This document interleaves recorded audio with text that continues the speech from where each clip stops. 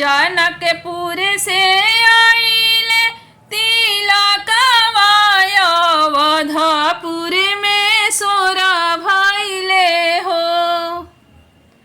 जनकपुर से आइले तिलकवा अवधपुर में सोर भइले हो। राम जी के चढ़ेला तिलकवा त महल अंजोर भइले हो। राम जी के चढ़ेला तिलकवा त महल अंजोर भइले हो। दुआरे से आवे राजा दशरथ लहर झहर कर से हो। दुआरा से आवे राजा दशरथ लहर झहर कर से हो।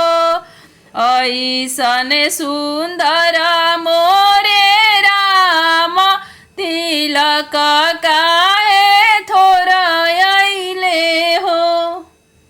ऐसन सुंदर मोरे राम तिलक काहे थोर अइले हो। कहवा पटकबो में थाली लोटा कहवा में गागर हो। कहवा पटकबो में थाली लोटा कहवा में गागर हो। कहवा छुपैबो अपना राम अंजुरियो ना भरेला हो। कहवा छुपैबो अपना राम अंजुरियो ना भरेला हो। दुआरा पटकबो में थाली लोटा अंगना में गागर हो।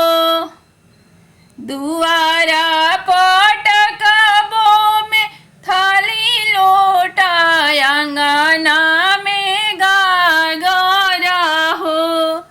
महल छुपैबो अपना राम अंजुरियो ना भरेला हो। महल छुपैबो अपना राम अंजुरियो